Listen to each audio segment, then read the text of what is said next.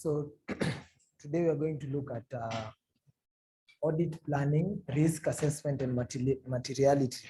So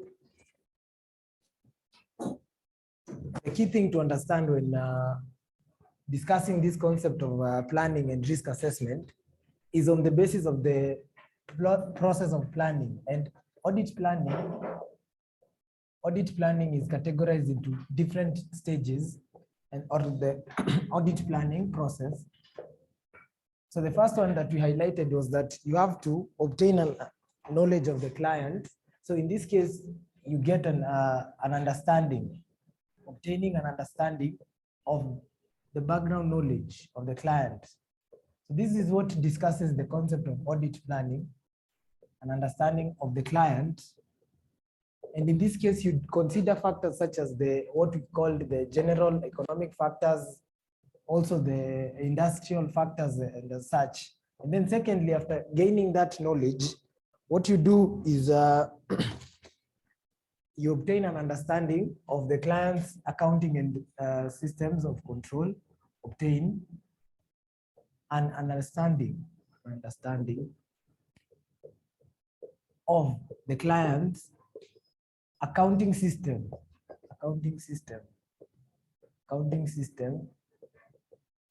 and the controls that have been put in place by this entity. So accounting system and the internal control systems So we had already discussed the concept of gaining an understanding of the client's background, knowledge. So the next thing will be to obtain an understanding of the client's accounting system and the internal control system. So what do we mean by the accounting system of a client? So when you talk about the accounting system, this means how we process transactions and everything that goes into the financial reporting process. So in other words, these are the procedures that identify financial transactions. So these are denoted to be, so these are the procedures that identify financial transactions, or the systems that identify financial transactions and process them, and everything that goes into the financial reporting process as it is. Process them alongside the accounting records. So accounting records. So for example, an accounting system would be, how do we recognize a sale of an item? So everything that goes into recognizing a sale of our product is what you're saying as a part of the accounting system. So this is very important for the auditor because it will help him formulate an opinion in terms of the procedures that he carries out. He'll want to know, for example, what is the process of how you guys are doing the bank reconciliation. So such kind of concept is what you're saying. How do you account for the reconciling items? How do you manage the bank balances to reflect what is in the system and also what is in the bank statement? So an accounting system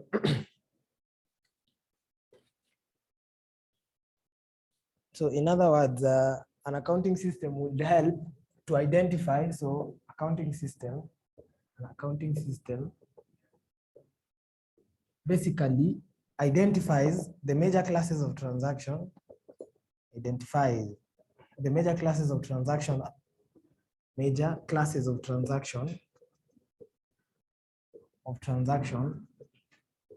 So the transactions that the entity deals with, also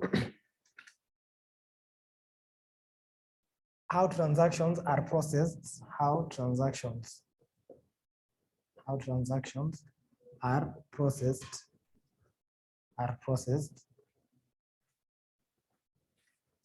and the format of the accounting records also entails the format of the accounting records,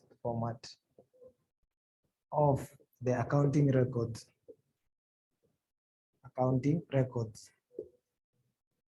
So in other words, an auditor has a responsibility to identify these major classes of transaction.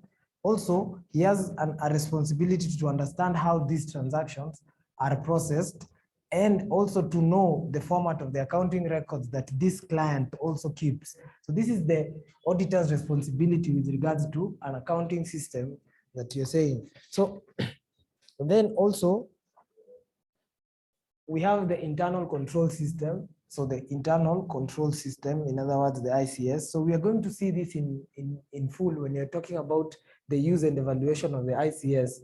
But basically what this means is, so this is a system, so these are systems put in place by the management to safeguard the assets of the company. So systems are put in place to, one, ensure the business is being run in an orderly manner, ensure business is being run or being operated in an orderly and efficient manner. In an efficient manner.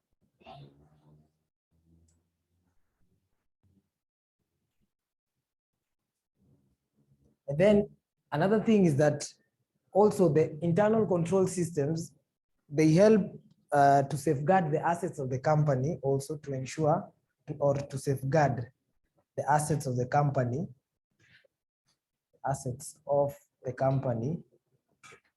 which means that also with regards to the accounting systems or how the transactions are being processed, it helps to identify errors and frauds also, to detect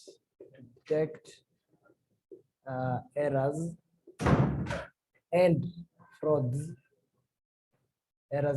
also, or ensure the financial information is accurate. So an auditor has a responsibility towards the ICS of a client, in that he has to understand what it entails.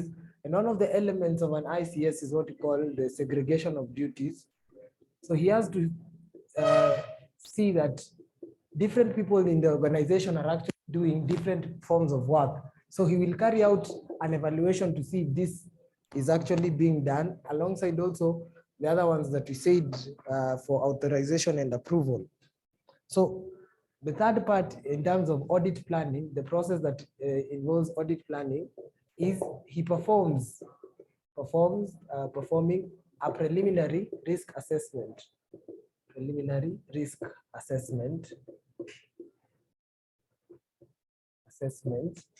And this risk assessment is what we're going to also discuss when you're talking about the audit risk. So basically, the audit risk is categorized into three, and we call them the inherent risk, also the control risk, and the detection risk. So in this case, the auditor pays keen attention to what we call the audit risk. And this audit risk can be defined to be as the chance or the likelihood that he is going to give an inappropriate opinion due to these financial records being misstated. So this is the risk that the auditor will give an inappropriate opinion.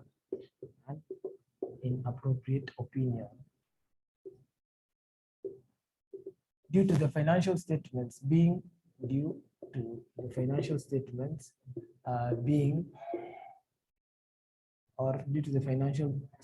having material misstatements. And then we categorize this audit risk into three. So basically, the first type of risk that the audit risk is all about is the inherent risk. So the inherent risk is defined to be as the likelihood or the susceptibility. So this is the susceptibility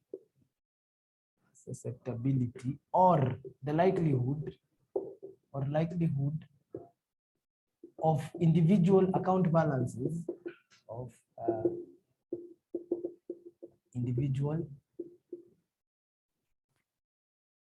account balances, or when aggregated to have or to material misstatements,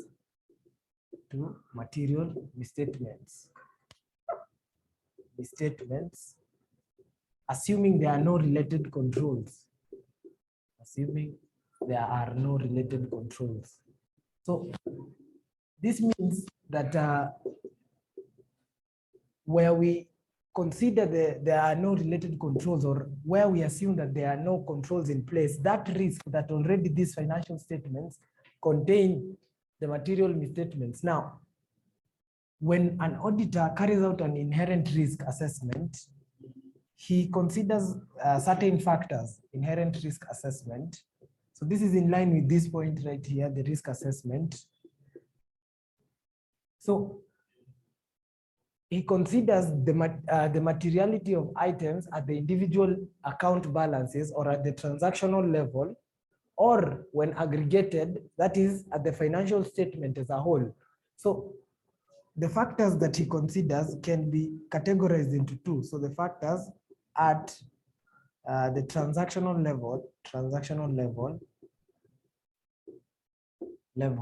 So this is in line with the individual account balances, or individual account balances. And you're going to see why this is important to the auditor, because he usually uses a certain approach to audit, which we call the risk-based audit approach, which entails an assessment of these risks. So these factors may include, for example, the nature of the item itself, the nature of the item. An item such as cash or stock are said to be highly fragile. So this one you're saying an item, for example, such as cash or stock are highly likely or have high likelihood of misappropriation,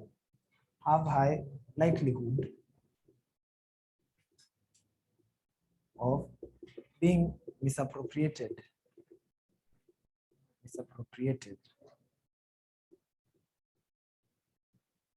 So in other words, what you're saying is that inherent risk, so this is how you understand this, misappropriated.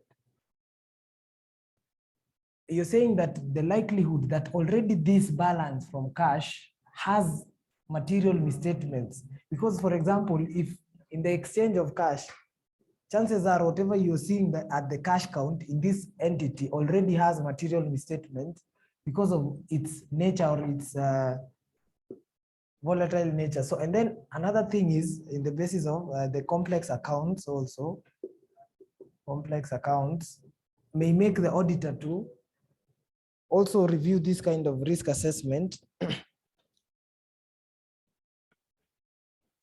to be there also. Complex accounts, for example, accounts that require high degree of estimation, accounts that require high degree of estimation. Keep in mind that this is all part of the planning process, high degree of estimation. But it is essential that the auditor carries out a risk assessment so that he knows how he will give this kind of opinion. And then also, in the event of a related party transaction is also another factor that he has to consider. And what do we mean by a related party transaction? So first of all, when you define a related party, this is any party that has an interest in the client company that you're auditing. So take, for example, you have A being the company, the holding company, and company B being its subsidiary. So an example of a related party transaction would be if the subsidiary B sells goods to the holding company, which we call the intergroup sales. So such a transaction is what you're saying here, a related party transaction will ideally you will consider it when carrying out this risk assessment. So another item that you will also keep in mind is the quality of the specific ICS, also the quality of the quality of processing this specific item that you are reviewing here, the quality of specific accounting, of the specific accounting system for that item.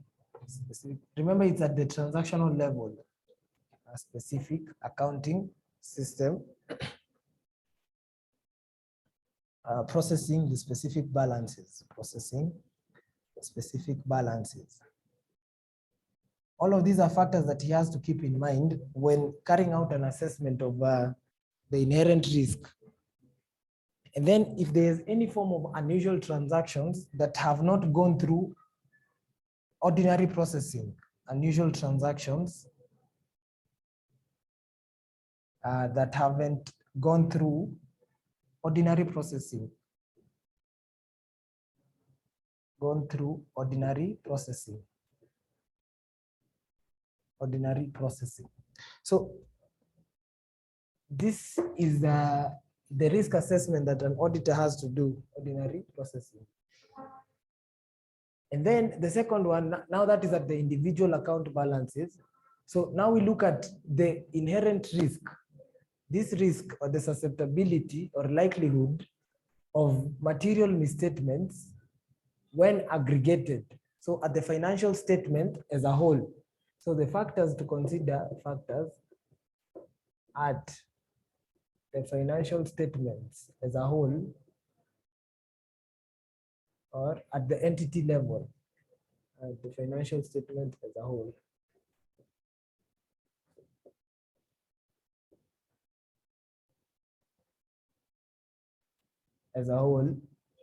So this is at the entity level, So this is when also they have been aggregated. So the first one would be, you have to question the management integrity. So the integrity of the management. Are they people who can actually cook these books of account, integrity of management? And at the same time also, you have to question their knowledge and experience, their management knowledge and experience,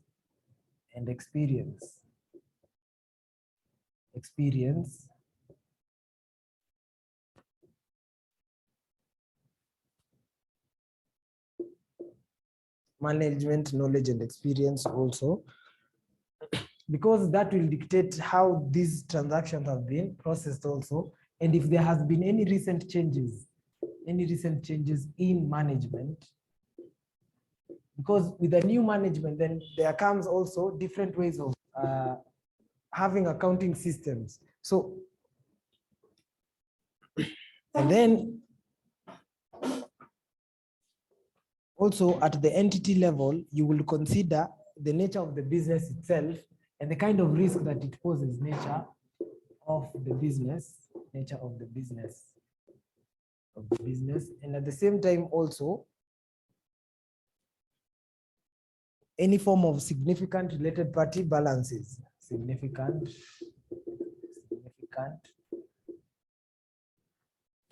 related party balances.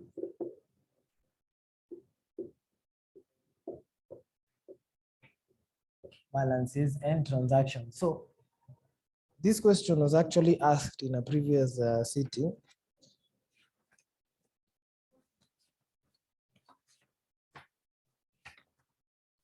Where candidates were supposed to state the kind of risks that an auditor, or the factors that an auditor may consider in evaluating risks of an entity.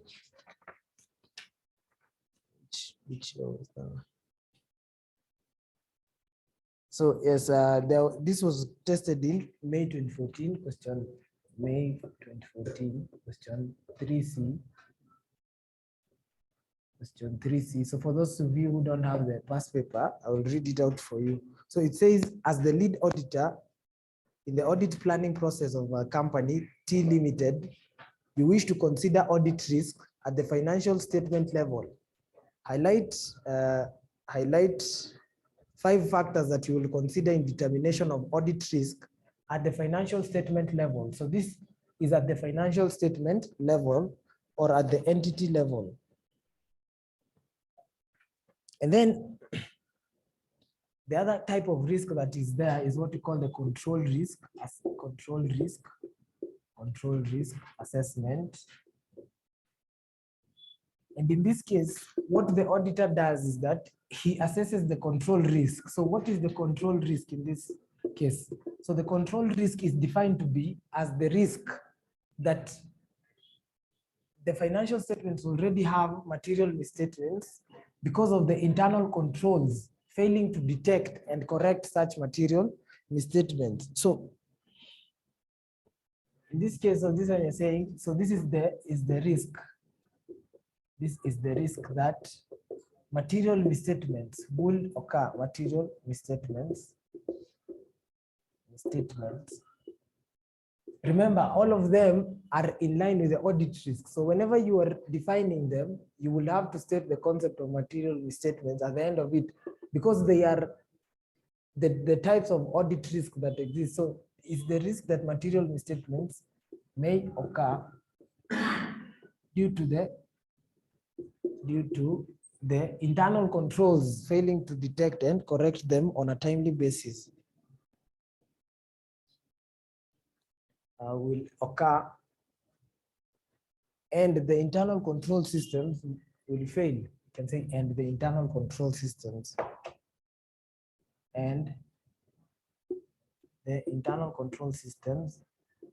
of the entity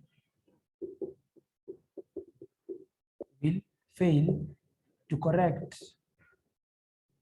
to detect and correct on a timely basis. So what does he consider at this stage? What are some of the factors that dictate this kind of control risk? So the factors to consider, one of them is that, so you have to ask yourself, who comes up with the ICS?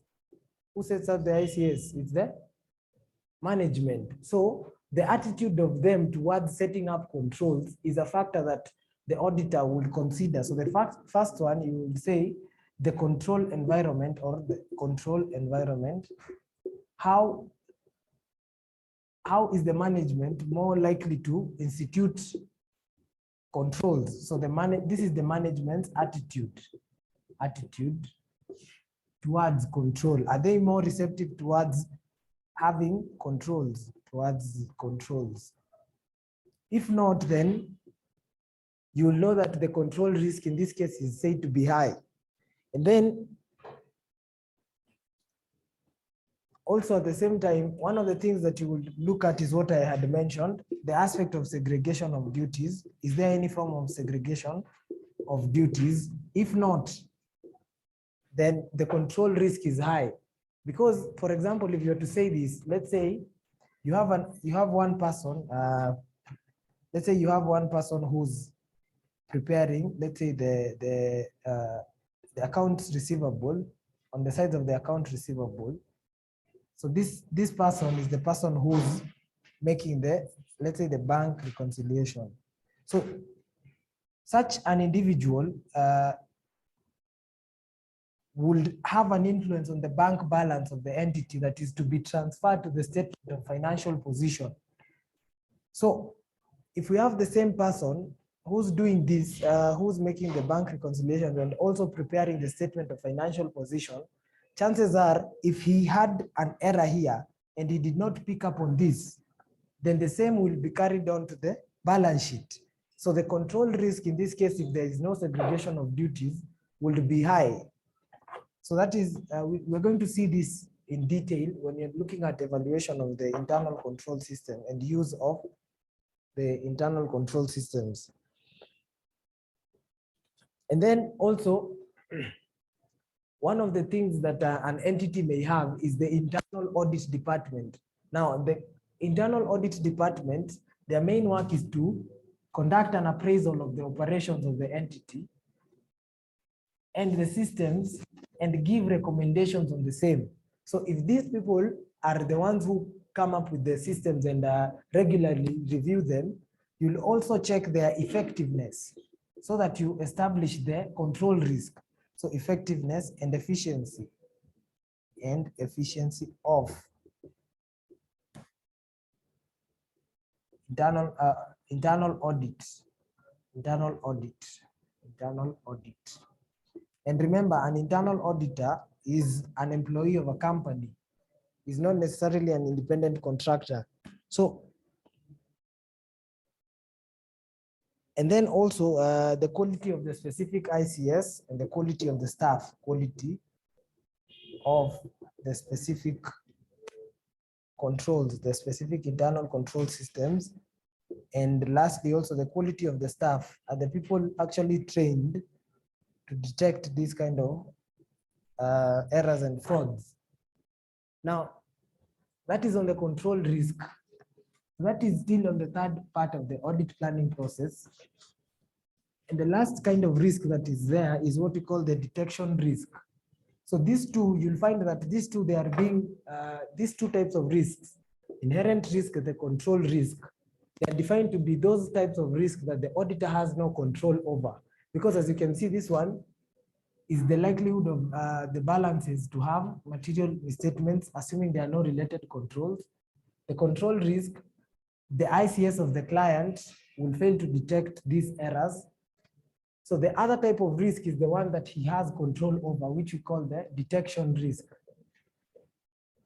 And the detection risk, this one is the risk that the auditor's procedures, whichever he chooses, will fail to detect this material misstatements. That is the detection risk that you're saying. So is the risk or the chance, this is the risk that the risk that the auditor's procedures,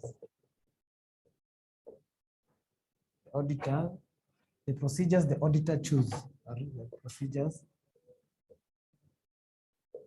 the auditor chooses may fail to detect the material misstatements.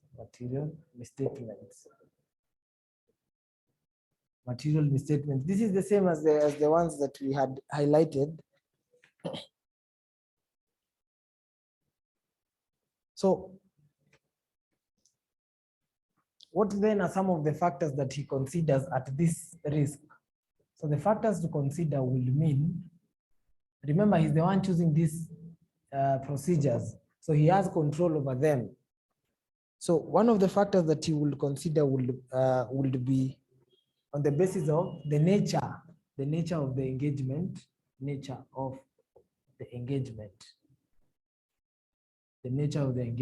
So let's reason out on this. You tell me which one is more likely to have a higher risk. So you have a first-time audit. Let's say you have a first-time audit and a recurrent audit, which can be the interim or the continuous audit. So of these two, which one has a higher risk of you choosing procedures that may not identify all the material misstatements, a first time or a recurrent? So let me repeat that. So we are saying the detection risk is the risk that the procedures the auditor chooses may fail to detect the material misstatements. So if it is your first time doing this audit, or it is a continuous type of audit, of these two, which one is it that the procedures that you choose may fail to detect the material misstatements?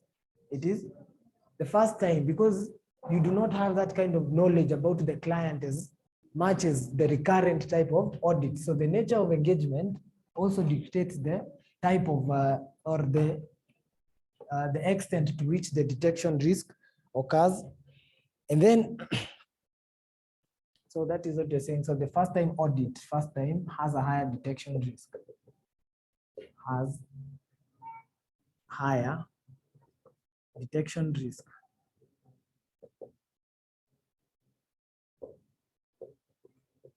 as compared to a recurrent one.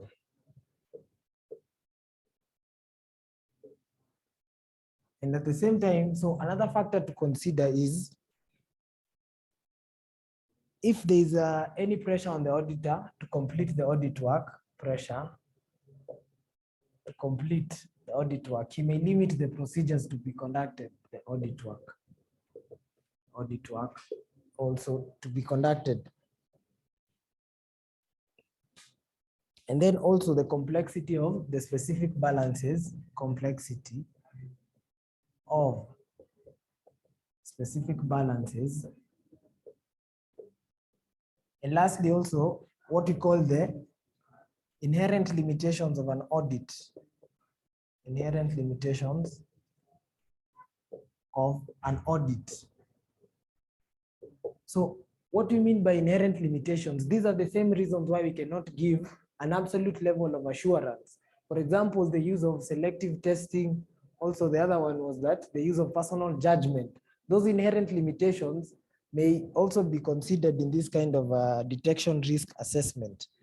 Now, going back to the point of whereby we were saying you conduct you conduct a preliminary risk assessment. After you have done this, then you set what you call the materiality levels. So at this point, the next step in the audit planning process is materiality considerations or setting materiality levels. So setting materiality levels. Now, what do you mean by materiality? Materiality means the significance of an item to the auditor's judgment. How significant is it towards the auditor's judgment in terms of what you're saying? So at this stage, we look at what is the importance of the concept of materiality to the auditor in setting the concept of materiality. So this question was actually asked in May 2021. You can look at May 2021, question number 3C. May 2021. So May 2021, question number 3C. So the question on May 2021, question number 3C. So this sitting of May 2021 was basically, most of it was this topic of management of audit practice. So for example, this one, May 2021, question number 3C. So you're being asked, May 2021, question number 3C, outline the importance of the concept of materiality as applied in the audit of financial statements. So in other words, what you needed to say in this case, first of all, is you would have even defined what materiality is, and you say, so materiality can be defined to be as the significance of an item. So this is an expression, as an expression, is an expression of the relative significance, the relative significance of an item, significance of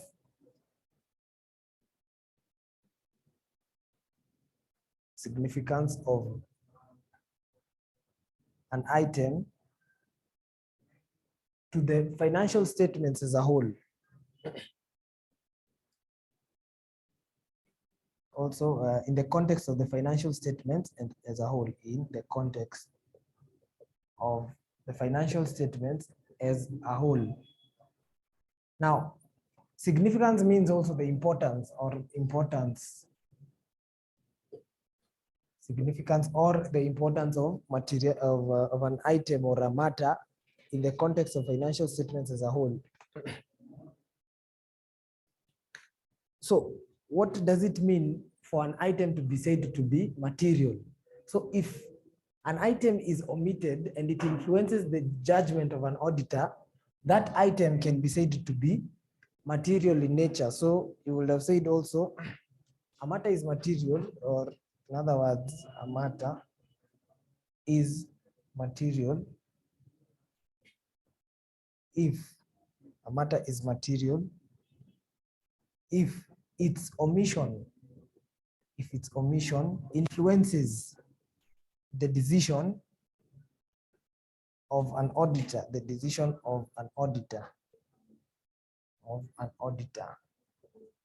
So an auditor has to set materiality levels, or to what extent an item can be considered to be material.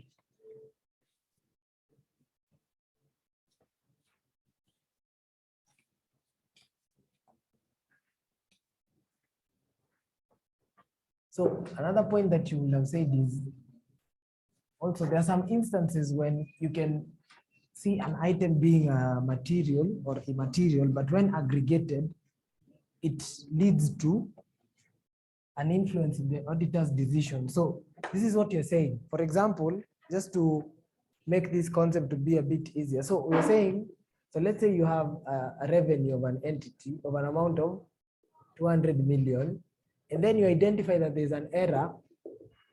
There's an error of let's say 10,000, and another item that is an error of, let's say, 20 million. Now, of these two, which one is more significant? The 20 million. That is what you're saying, the significance of an item that will influence the auditor's judgment.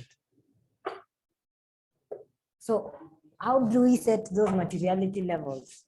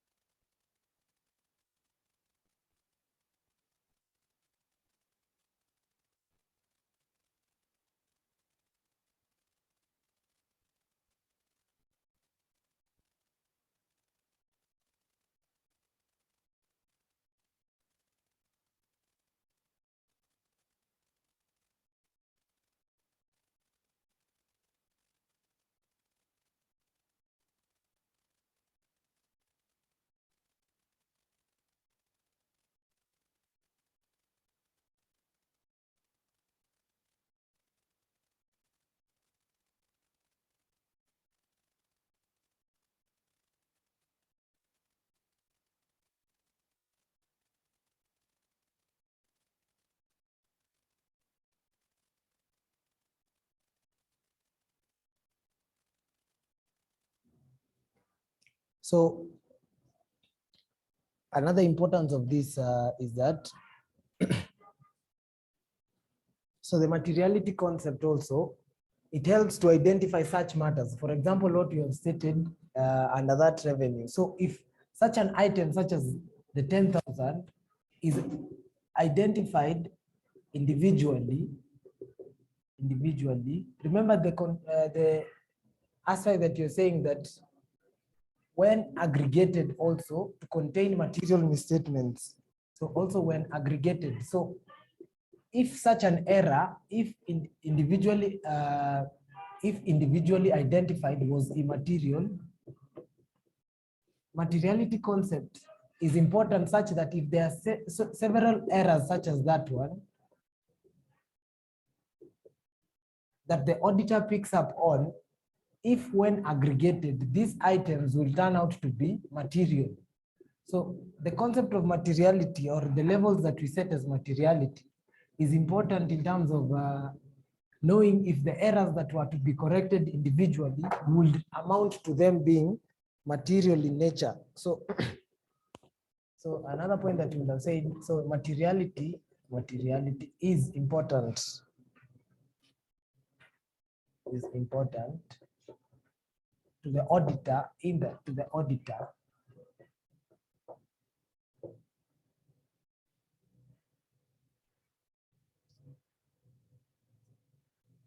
since it helps determine if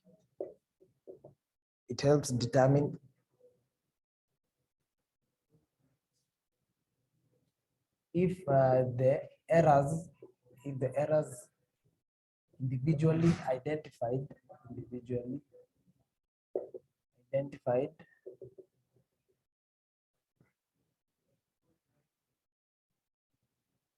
that were immaterial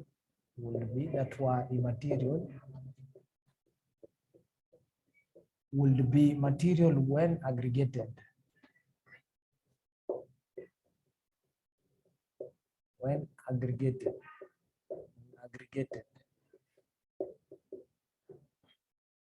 aggregated. So what happens in the event that such errors that have been identified are actually found out to be material? So the auditor, if these errors are material, he will qualify the report. That's why the materiality concept is important. So if the aggregated uncorrected errors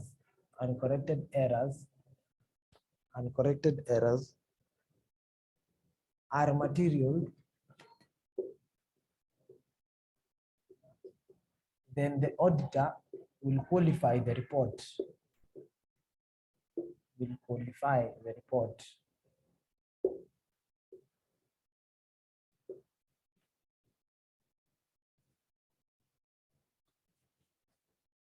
So that means that when you say uncorrected, it means that the management did not take any actions to correct the individually identified errors in that case. And then also,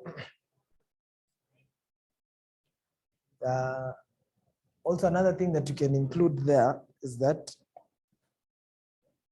the concept of materiality is important. So you can say this concept is important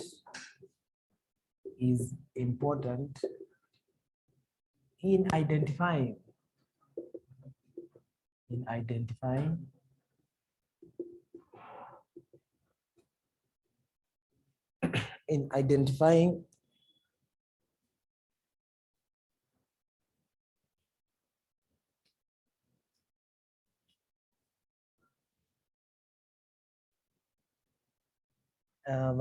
misstatements in the financial information of the entity.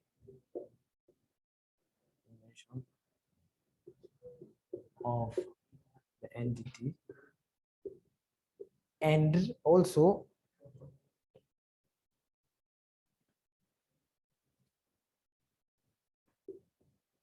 the responsibility of the management to correct them. So if those errors, if the errors that were individually immaterial are not corrected, then the auditor will qualify the report. So materiality occurs at 3 stages. So materiality is at 3 stages, and one of them is at 3 stages. So I will summarize what this means, these stages. So the first one is at the planning stage, so that it is easier for you even to understand. So materiality at the planning stage, this means you set levels of materiality at this stage. You're saying that the likelihood of misstatements happening may, such that if expressed as a percentage, let's say of profit before tax, if it lies between 0 to 5%, that item is considered to be immaterial. But if it is more than this, then it is considered to be material in nature. So at the planning stage, you set such levels of how significant an item can be. At the during the audit, if there is need to review these levels, so that is the next one. During the audit, if there is need to review these levels, you adjust those levels that you set. And at the audit conclusion, that is where whatever you have identified, now you give the report. Either if it is if they have uncorrected errors, the auditor will qualify the report. So let me repeat that you can get it clearly. So at the planning stage, this one, you set the levels of materiality. during the audit is the other time that this happens, during the audit where you consider the levels that you set at the planning stage. So if there's need to revise them, you will revise them during the audit as you get more information. And lastly, at the audit conclusion in this case will mean the effect of this material misstatement. So this is at the audit conclusion is where the auditor checks if the aggregated errors are material, then the auditor will qualify the report. So that is basically these three stages that we are saying there. And you may be asked on the importance of this materiality, either at the planning stage or during the audit. So, during the audit or the planning stage, let's start at the planning stage, the basis of forming these materiality levels. So auditor determines performance. In this case, the auditor determines performance of, determines the performance of risk assessment,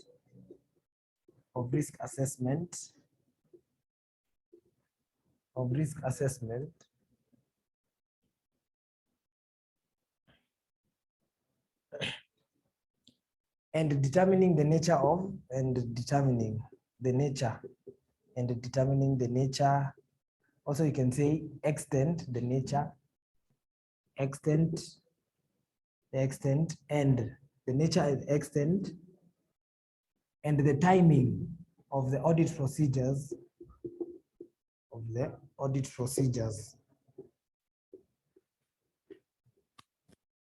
So at this stage, the materiality provides a basis of either determining this nature, this is what you're saying, determining the nature of and extent of the risk assessment procedures.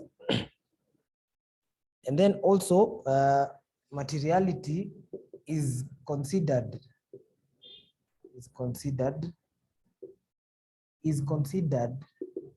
at this stage, at planning stage, so as to ensure that we set levels of materiality when considered at the materiality to determine the acceptable level,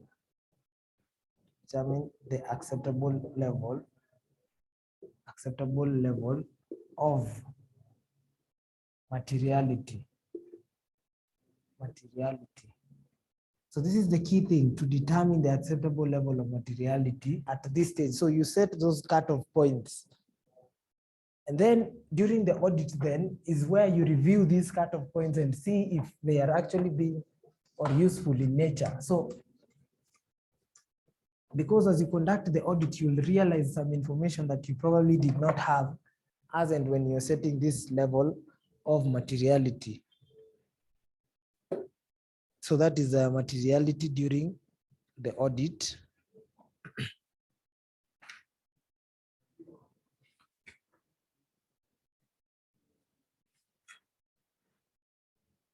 So actually this question was asked in a previous sitting.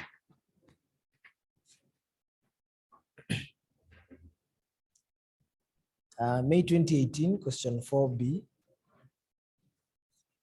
May 2018, question 4B.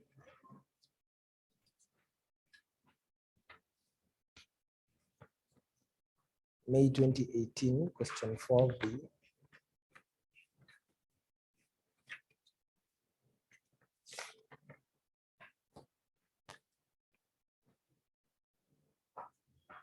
So you're told, discuss the auditor's consideration, May 2018, question 4B.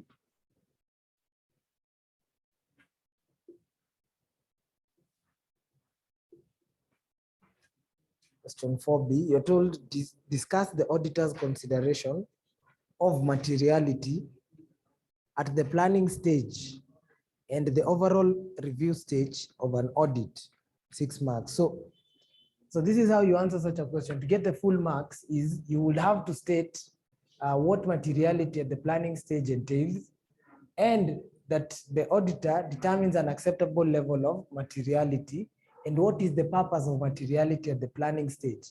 So another thing that you would include there, so materiality is considered, this is another part that will give you marks, considered at the planning stage, planning stage 2. So you include the other factors that have not been stated here. So we have already stated that we are determining the nature and extent of the audit procedures, also to determine the acceptable level of materiality. Another thing that we consider at this stage is it helps to identify and assess the risks of material misstatements. So also to identify and assess the risks, the risk of material misstatements.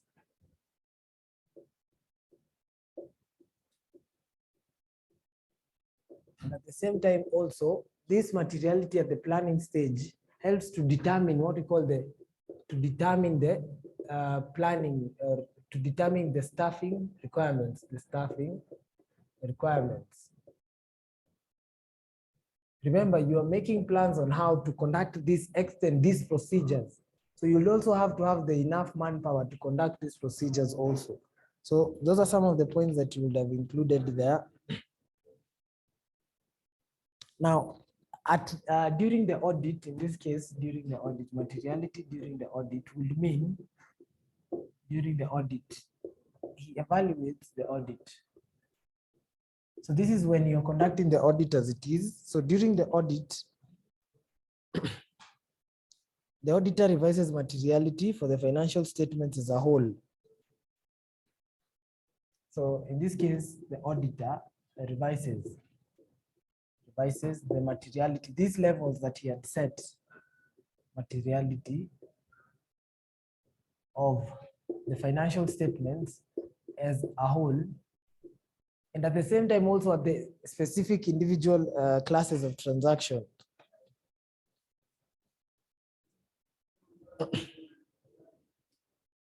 And the materiality levels, of the classes of transactions, or the classes of transactions if he becomes aware of information he did not have, of information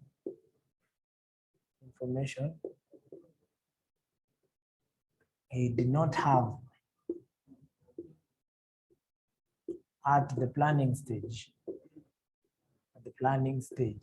Now, that question you have not answered the whole of it. So the first 3 marks come from the materiality at the planning stage. The last 3 marks is the other part that they're saying, and the overall view and the overall review stage of an audit. So that is the next part of the materiality at the audit conclusion. So the first 3 marks come here, and then the last ones at the audit conclusion. So what is the purpose of this audit materiality at the audit conclusion? We've already stated that it helps to determine if these individual errors can actually be material. So materiality at this level, so it's considered to, so this is part of that question, May 2018 question 4B. So it is considered to ensure, or to evaluate, it's considered to evaluate whether the financial statements are free from material misstatements.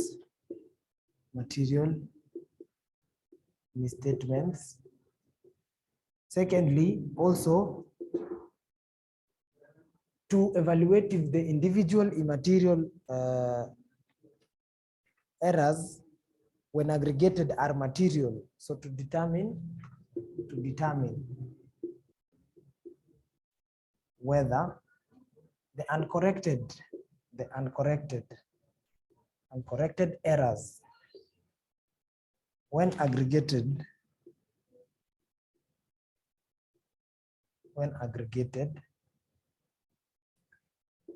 contain, or when aggregated, so when the uncorrected errors, corrected can include individual errors, uncorrected individual errors when aggregated are material.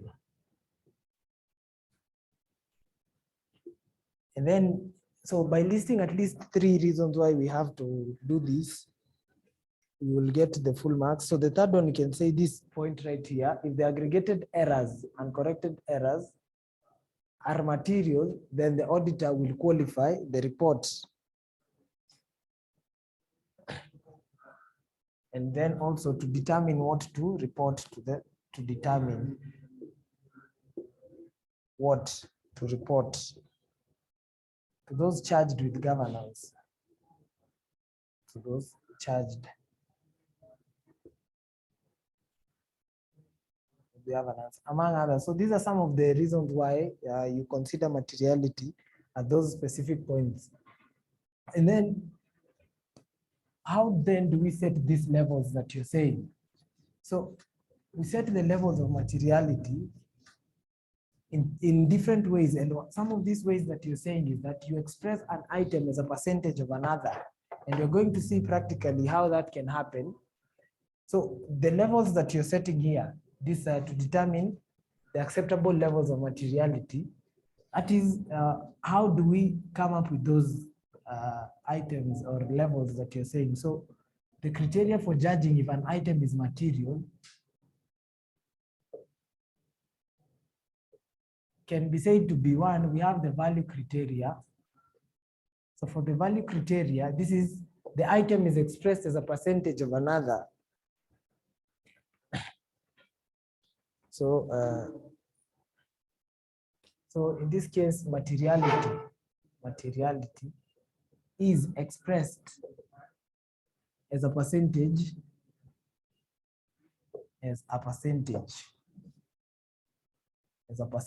of the measure of the financial statements, elements of financial statements, and cutoffs are established, and cutoff points are established.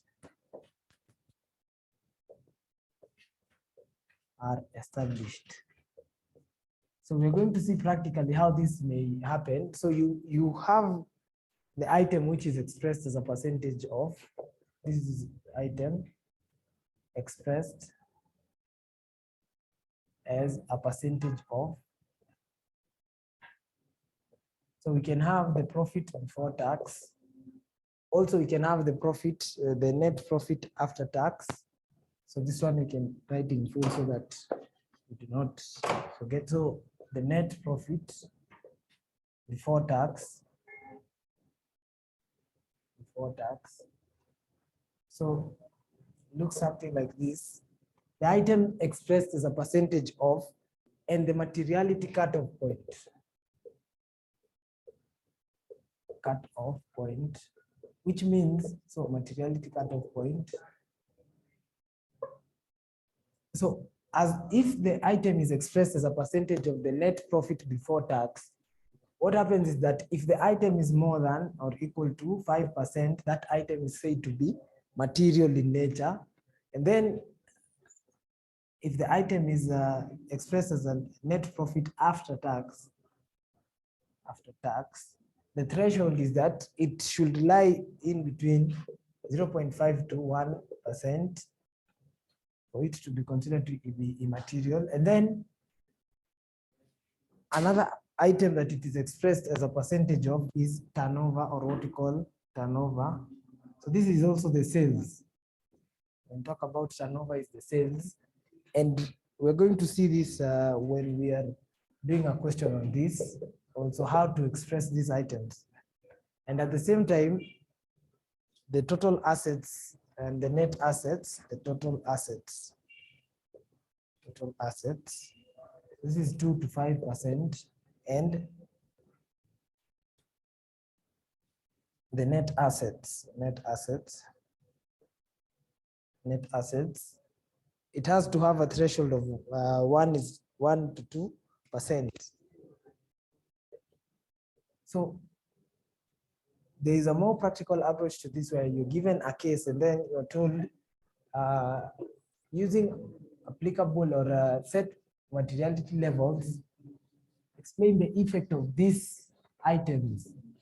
So, but before that, we look at the other ways in which we can judge materiality, and the other one is what we call the impact or the nature criteria. You can start the nature criteria. So for the nature criteria in this case, this is where you're saying that items are said to be material in nature in terms of their characteristics. So this is items are material. Items are material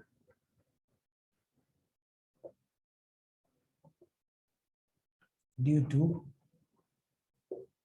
their characteristics.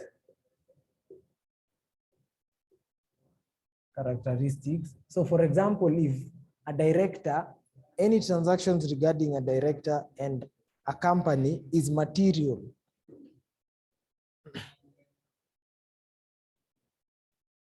So also, so for example, you can add there that also there are certain disclosures. There are certain disclosures that are said to be material. That are said to be material.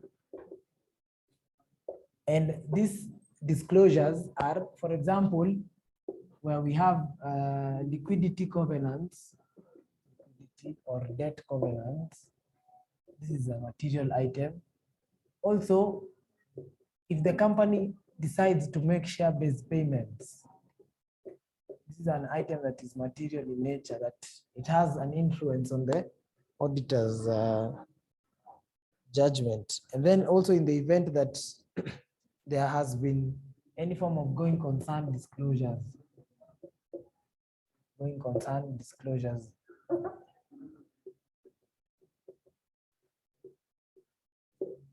So thirdly, the last type of criteria that we use is on the impact criteria. Before we get into the more common ones, the impact criteria. So for this one, we recognize the impact of the item. For example, if it is something that can convert a profit into a loss, that is an item that is material in nature, the impact criteria. So materiality is based on impact, of the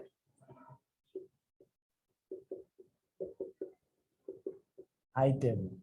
For example, if an item can convert profit into a loss, it is said to be material. And then there are other common ways of judging materiality, where you consider the magnitude of an item with regards to the total kind of accounts that are being considered. Also comparing the magnitude of an item, the magnitude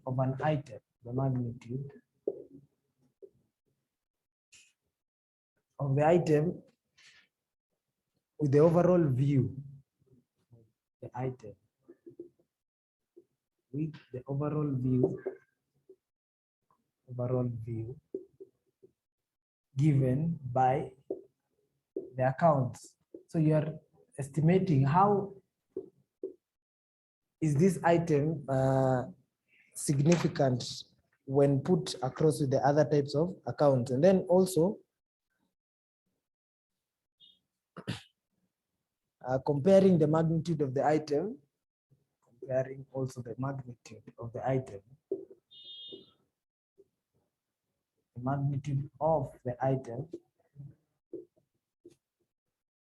with the same item in the previous financial year, with the same item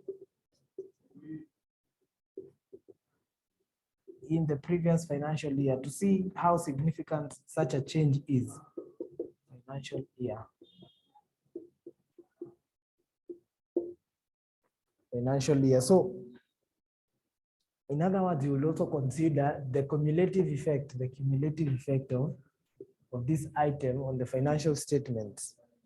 And then the next procedure that we had highlighted on these stages of audit planning is whereby you will perform analytical review procedures, performing analytical review procedures,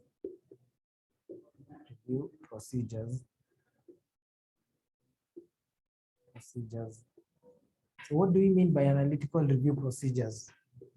These are procedures or basic computation of accounting ratios, also trend analysis and cross-sectional analysis, and carrying out reasonable checks to ensure that the financial statement, the financial information is accurate and complete.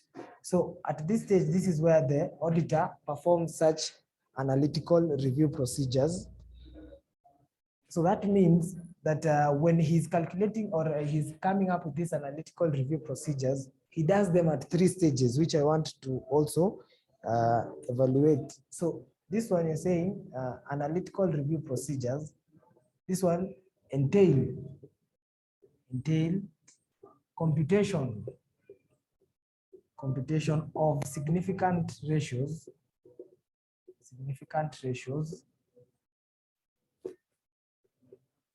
also cross-sectional analysis, and also trend analysis, and reasonable checks, and carrying out reasonable checks.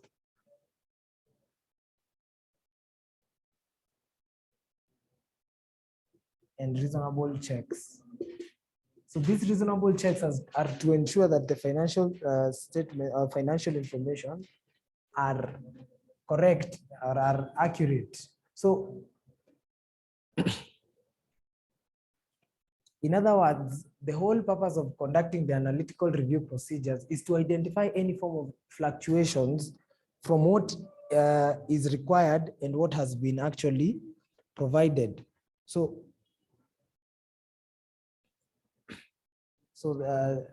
in other words, so you can say the procedures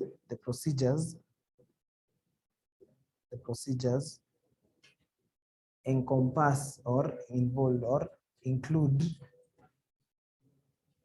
investigation into fluctuations,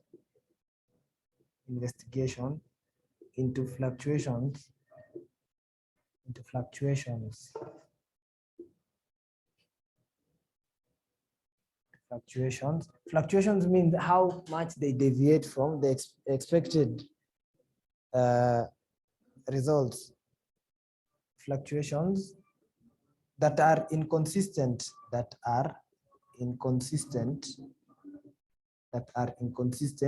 to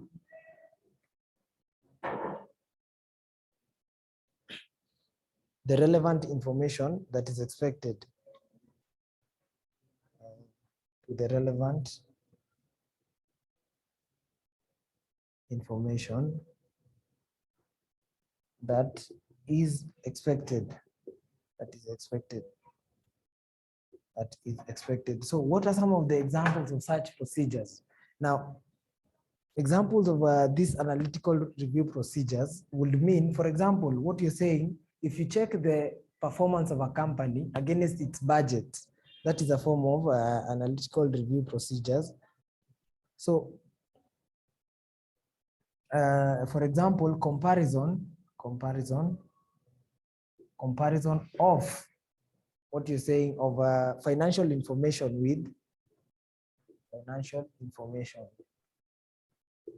with anticipated results,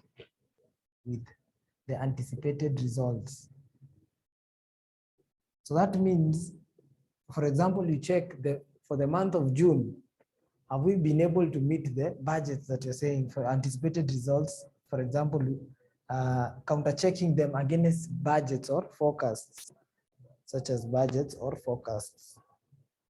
Anticipated results such as budgets. And the analytical review procedures are done at 3 stages. So we have them at the planning stage, also during the audit end, at the audit conclusion, just like what we had under the materiality. So they are performed at 3 stages.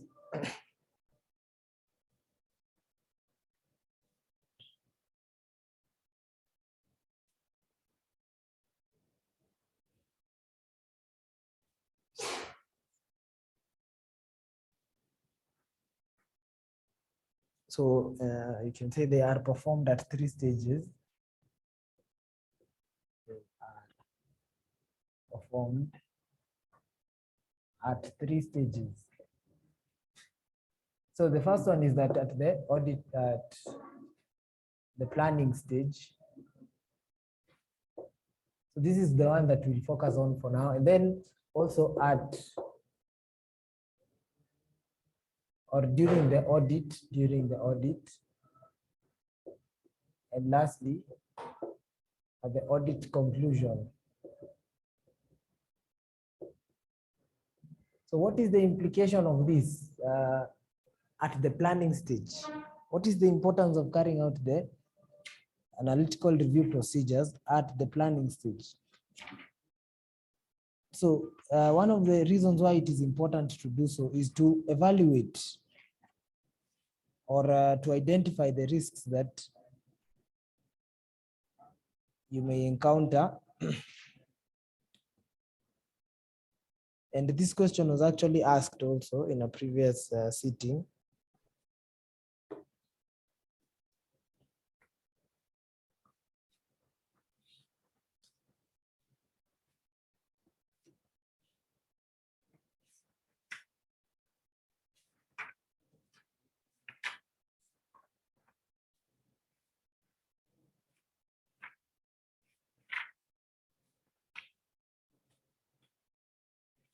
So it was in November 2018, question number 3, question number 3B, November 2018, question number 3B.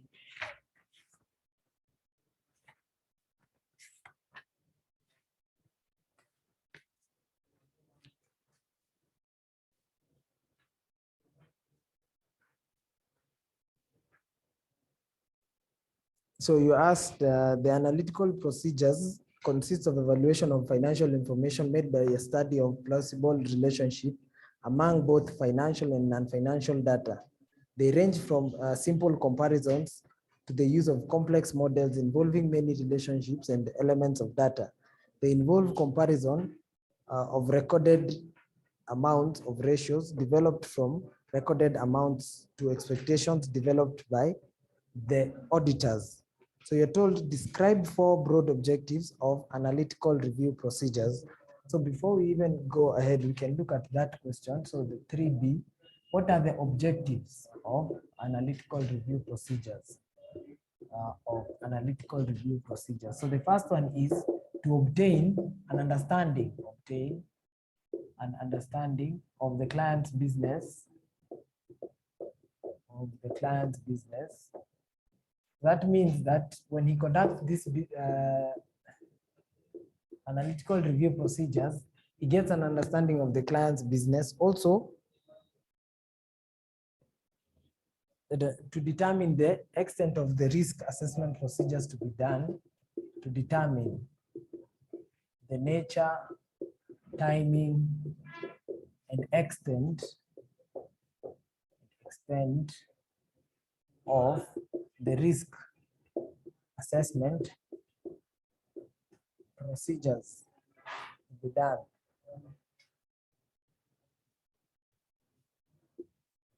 And at the same time, when he's conducting these analytical review procedures, he has to evaluate the reasonableness of the financial statements as a whole. Also to evaluate the reasonableness reasonableness of the financial statements as a whole. That is whether they have been prepared, in accordance with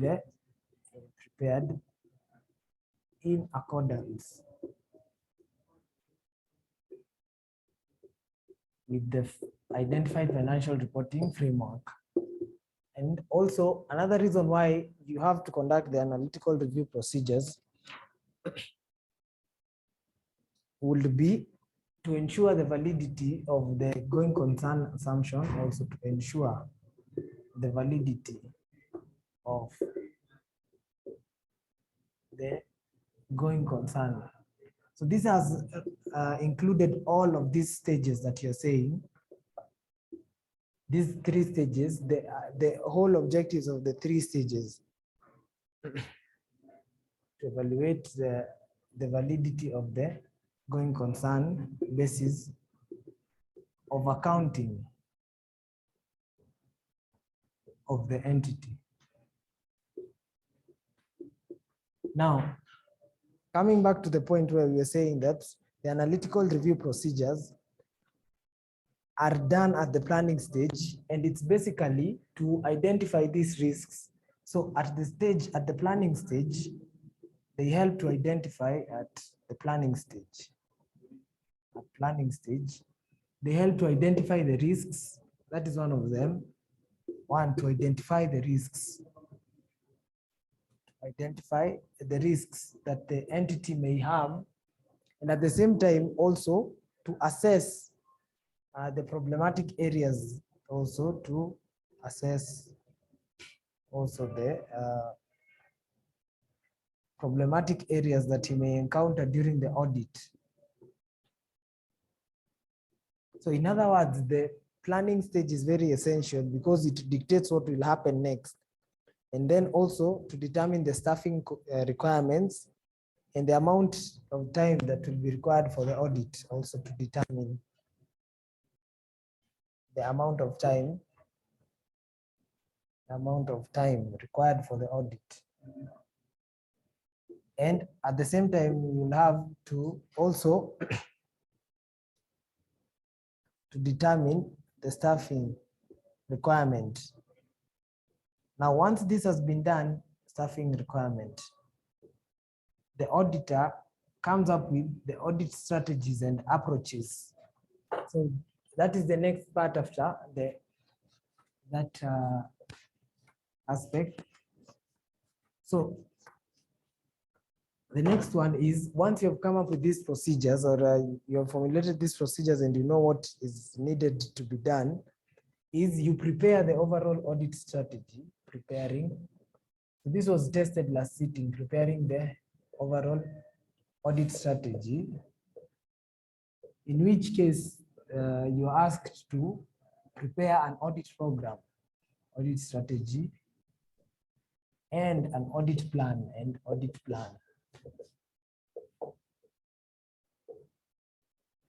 So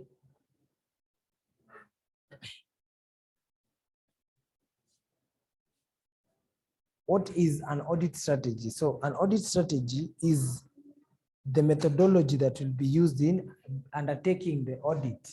That is basically what an audit strategy means. So this is, you can say, is the methodology or approach. An approach that will be used.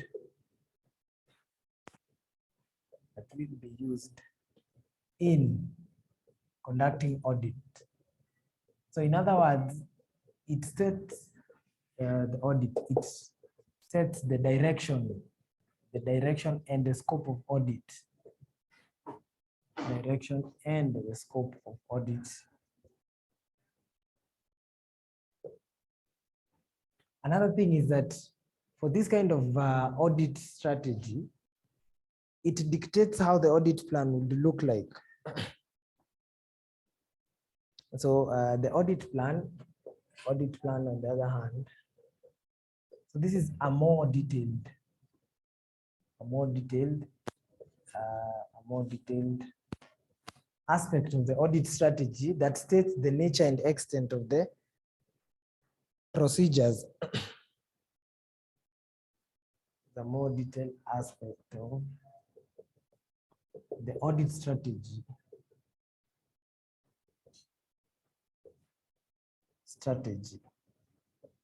So that it states the nature, extent, also the extent, everything to do with the audit itself, nature, extent, and timing of the audit procedures. Timing of the audit procedures.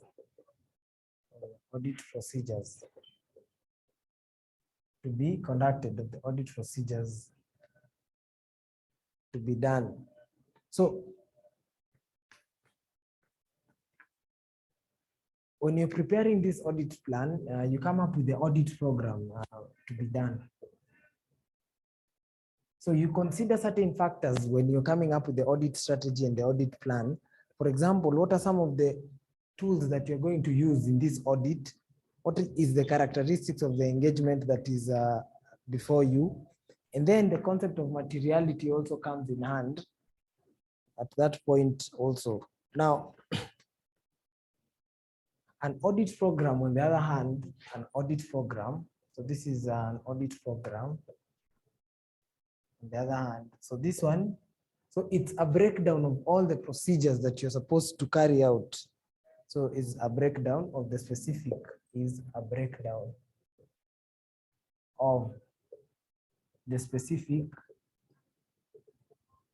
substantive procedures.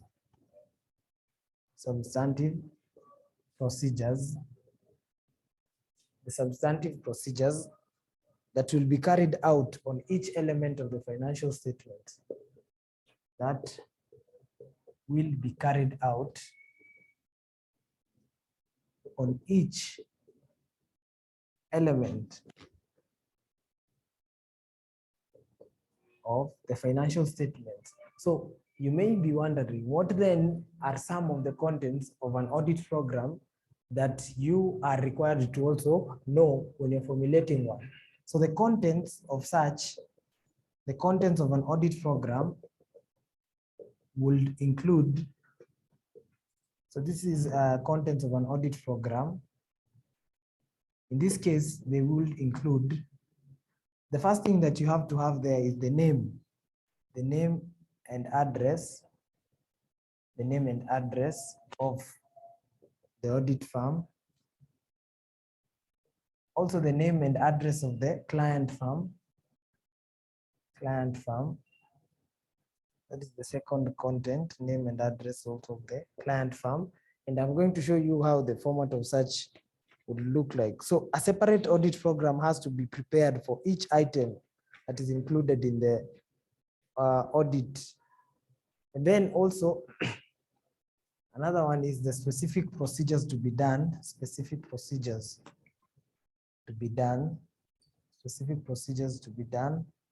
Also, at the same time, the audit program should include any form of objective that you want to attain, also the specific objectives,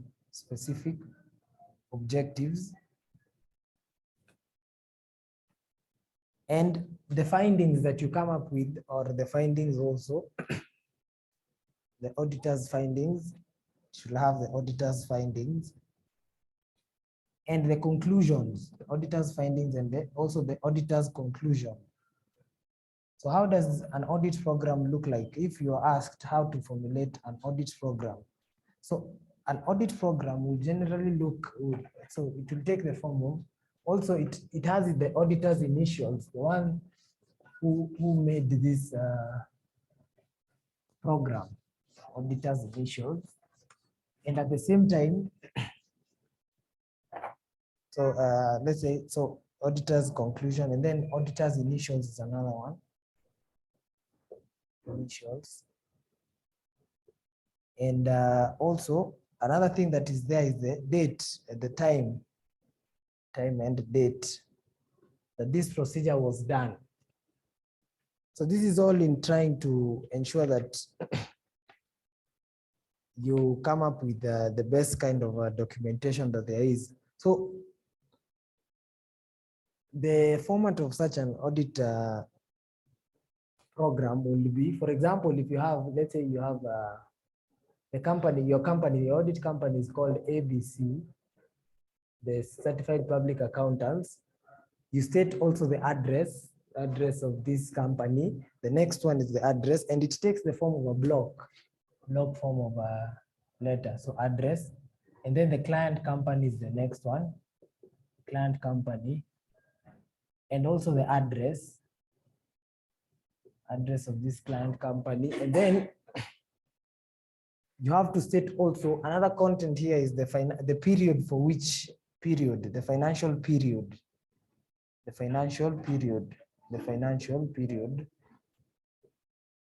the financial period is the next one here, financial period. So for example, the year 2021, 2022, financial year. And then the title of this program. So for example, if it is an audit program for cash, like what was asked the last sitting, it was an audit program for the sales commission and the accrued sales commission expense, which we will also discuss even in our blogs. But the idea is this. So you'll have the title, the audit program, Let's say for cash, let's use for cash so that it is a bit simpler for you to understand. So the next thing that you will have is the format itself. So it looks something like this, an audit program. So you have, on one side you have, so this one is just a numbering. So for here, you'll have the specific audit procedures to conduct, the audit procedures, and then also the specific audit objectives that you're trying to come up with. So the specific objectives,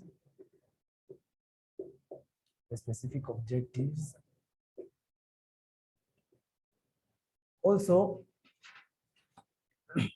after the specific objectives, you'll have the auditor's findings, which we have stated there. Auditor's findings.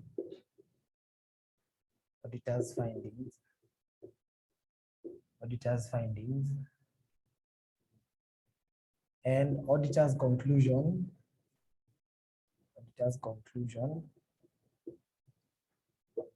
After the auditor's conclusion, you'll have the auditor's initials also, and the date. So you'll have the date and the auditor's initials.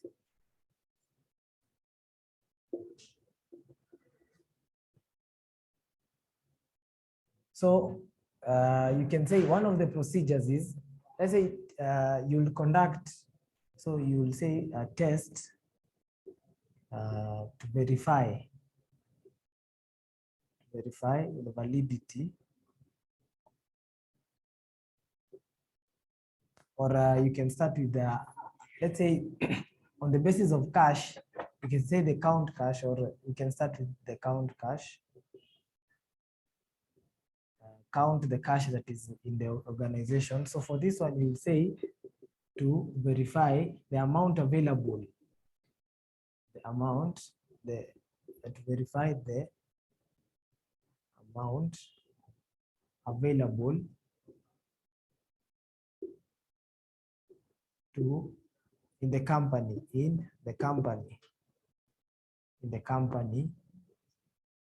So this is in line with the assertions that I'm going to show you even when you're carrying out that.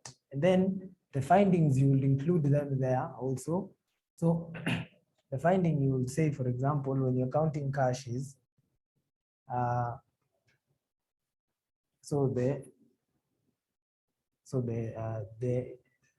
recorded cash matches with the counted cash. This is just an example for you to know how to formulate such. And then the auditor's conclusion is that, so the amount shown in the financial statements is accurate. So and then the date, today is, you can say the date of today's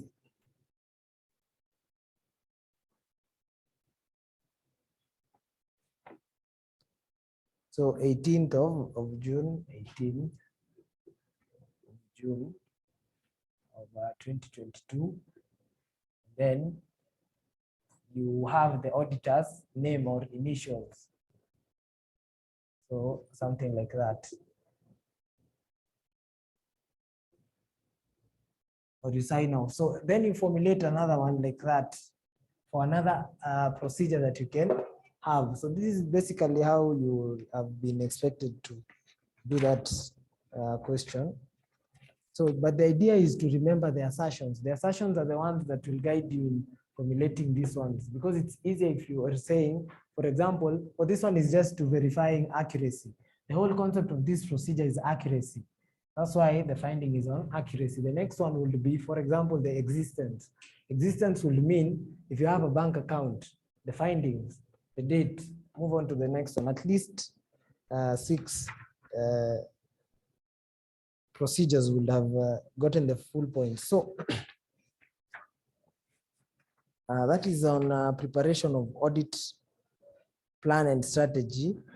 And then the last point of the audit planning process is, so the audit planning process, after you've come up with the search, remember this one, they will be filled by the auditors who are doing this now at that point.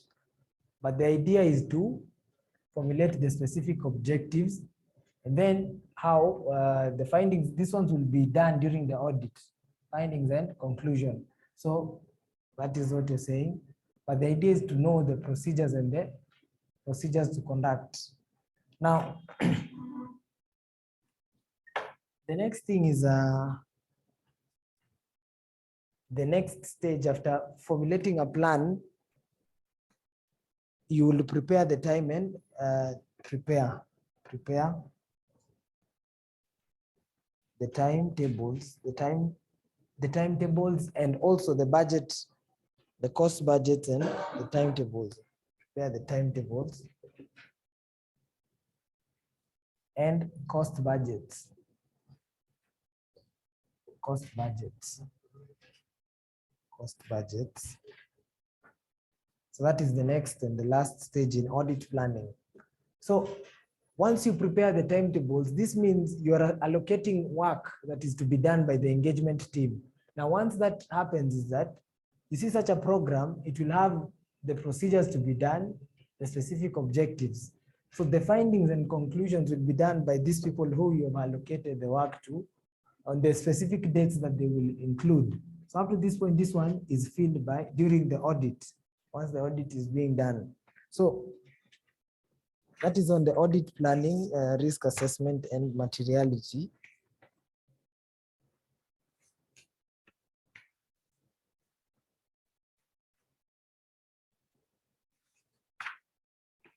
So we also have whereby the auditors are to document all of these procedures that they have used. And that is on the concept of documentation of an audit, which involves formulating the working papers, documentation, audit documentation,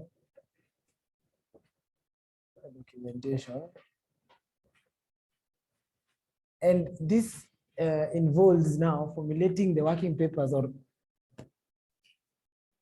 a recording of all of the procedures that you have conducted. So, so in other words, this means, so this is recording all the procedures performed, recording all the procedures performed. So what are some of the examples of such audit documentation? It will include concepts such as what? The audit programs. That is one of the examples of this. So for example, examples include, one is the audit programs. Audit programs. At the same time, this kind of audit programs will mean that we have also schedules and analysis. Schedules and analysis.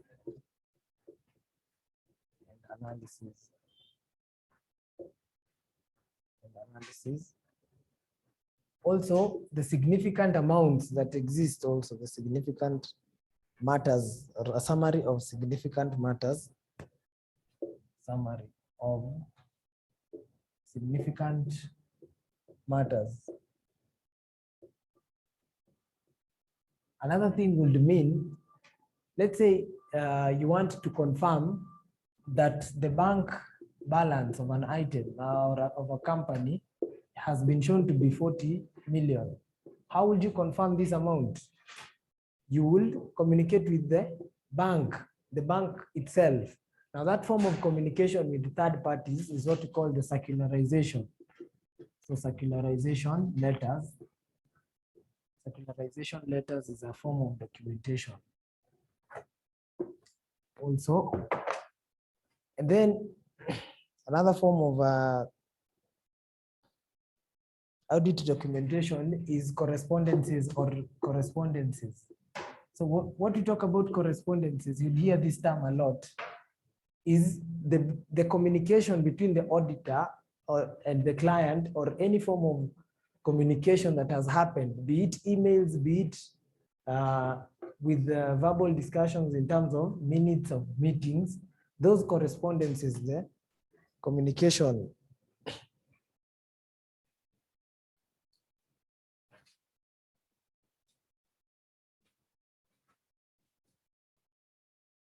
So the working papers are really important to an auditor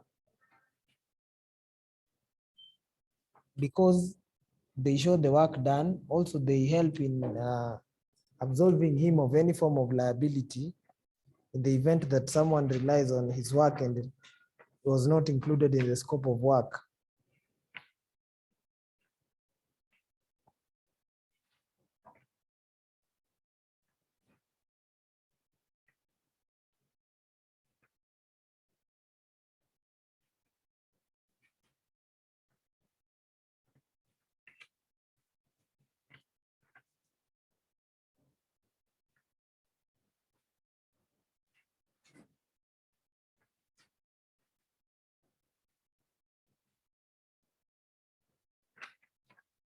So with that being said, I want you to try a few questions. So we will look at what the working papers are all about and the importance of working papers. But before that, I want you to try this question. May 2021, question number, May 2021, question number 3A, from 1 and even 2. You can try even 2. Then I will tell you the answers from 1 and 2. And then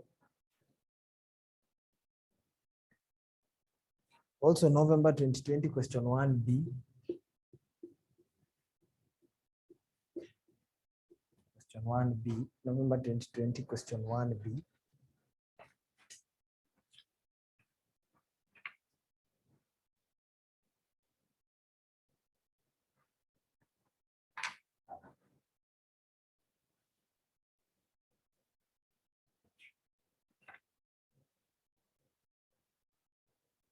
Yes, you can try those ones and then we'll continue from there.